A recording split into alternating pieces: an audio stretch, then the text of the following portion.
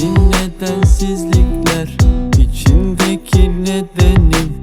Ben razıyım ödemeye en ağır bedeli.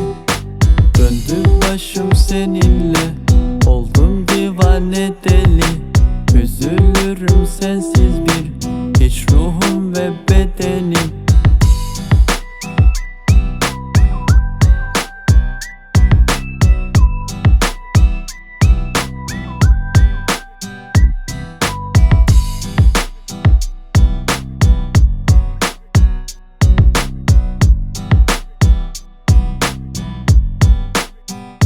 Sensin gönlüme eş, karanlık dünyama güneş.